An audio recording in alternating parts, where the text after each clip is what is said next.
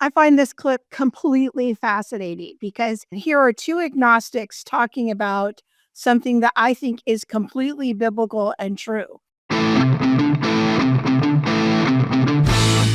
Today, I'm going to be looking at a highlight clip from the Joe Rogan Experience talking to Dr. James Lindsay. Now, Dr. James Lindsay is an agnostic. He is not a Christian. He sometimes appears on Christian platforms because he is an advocate for classical liberalism, but he is still pro-abortion and pro-homosexuality and all of that. But he does believe or have some level of belief that objective truth is a thing. He's a frequent outspoken advocate against the critical social theories. I want to play this clip where he's talking about one of the rather unusual features of the Christian worldview that I don't think a lot of Christians have thought about, but I think Dr. Lindsay is right on the money. So let's watch it. So the people who go along with it, who are in the cult, are treated as people, and the people who don't go along with it have to be treated as non-people. And that's based, Mao Zedong gave a famous speech in 1957 where he actually said, to not have a correct political orientation is like not having a soul. And so it's like you're no better than an animal if you don't go along with this. And that's what you're saying. That's a cult. And all this bears the hallmarks of a cult. And what he's talking about here is what the cult is this whole kind of critical theory, woke ideology that you must say the pronouns, you must read the books, you must go to the trainings, you must talk a certain way and use these words and don't use these words, and all the policing and the virtue signaling that if you don't do that, you will be cut off, marginalized, possibly lose your job, and all of that. And it feels like that is a natural pattern that humans fall into. And I think particularly if you're not religious. I think one of the things about religious people is they've already got their thing, so, and hopefully it's one that promotes good values and it's a good thing. Yeah. But there's a part in the brain that wants that thing. Yeah. And atheists, they don't have a religion, and so they find a social religion. Social religion, that's exactly right. That's exactly right. So they find it in their social circumstances, politics, economics, and it always goes demonic when they do that. So here's where it's sort of interesting. Here you have these two atheists talking to each other, or two agnostics talking to each other. I'm not exactly sure where Joe Rogan is at this point in his spiritual journey, but they recognize that there isn't something higher than them. That for religious people, let's just talk about Christians in particular, is that for us, we are not the end game. There is something above us. There is God, and we must submit to him. So there's a sense in which we don't fear what humans tell us. We don't care if people want to pressure us into posting a black square or doing something that goes against our religion, or tells us that we have to repeat some certain mantra that we disagree with. We're like, no, I don't.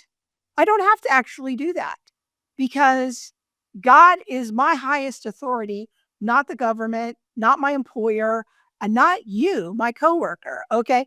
And so they're contrasting their worldview with the worldview of a religious person, or in our case of a Christian, that we have a higher authority.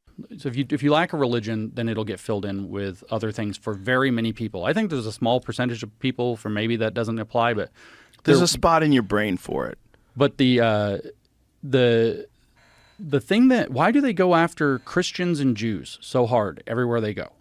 And the reason is because they are completely committed to. They're not, when you say, they already have their thing, for Christians and Jews, that's not how they think about God. It's not their thing. That's something that's above everything else. Well, the Muslims as well. Well, Muslims too. But Islam's a little bit different because it's got a political element worked into it. And I'm not trying to throw shade. I'm just saying that the state is never above God in Christianity and Judaism, ever. The state and God are somewhat intertwined, or can be in Islam, but it's not, so they're not quite identical, but it's true. The God is above state, no question. So when the state shows up and says to you, hey, you're going to do X, Y, Z or else, and it goes against your religion, If you're a Christian, a Jew, and to many, if it's not Islam, a Muslim, you're going to say, no, I have a higher duty, and it's not to the state. And if you kill me, I'm going to a better place, so I don't care. And that's the enemy of totalitarianism in a way that nothing else is. The Confucian virtues of China don't have that. Buddhism actually kind of doesn't have that. I find this clip completely fascinating because, again, here are two agnostics talking about something that I think is completely biblical and true. As Christians, we should not be afraid of the government. We should not be afraid of tyrants or anyone who tries to push us into a totalitarian state. We do not have to comply. And let me just give you one biblical example of this is from the book of Daniel. Daniel chapter 3. This is when Shadrach, Meshach, and Abednego are about to get thrown into the fiery furnace. King Nebuchadnezzar says to them, "Is it true, Shadrach, Meshach, and Abednego, that you do not serve my gods or worship the image of gold that I have set up?" He's doing his fact-finding mission. He's asking them, is it really true that you're not worshiping the gods? You're not virtue signaling. You're not posting the black square. You're not doing the things that we're telling you to do. If you are ready to fall down and worship the image I have made, very good. But if you do not worship it, you will immediately be thrown into a blazing furnace. And then he goes on to kind of mock God. Then what God will be able to rescue you from my hand? Because totalitarian dictators always think they're more powerful than God. They always think they're better than God. And this is his position. But then notice what I said, King Nebuchadnezzar, we don't need to defend ourselves to you on this matter. I don't need to explain to you why I don't want to post a black square. I don't need to explain to you why I don't want to use the pronouns and why I don't want to comply with certain things you're telling me to do that violate my conscience, my religion. If we are thrown into the fiery, blazing furnace, the God we serve is able to deliver us, and he will deliver us from your majesty's hand. But then notice this part. I love this part. But even if he does not, even if, we want you to know, your majesty, that we will not serve your gods.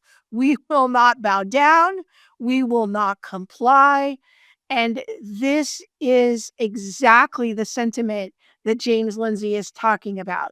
He is talking about and nailing the idea and the observation that Christians don't have to submit to tyrannical governments. They are not like atheists.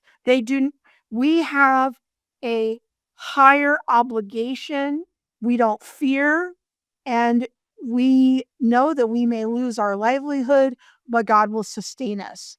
We know that we may lose friends, but we will have the family of God. And if nothing else, we will have God as our Father, even if we lose everything. Okay.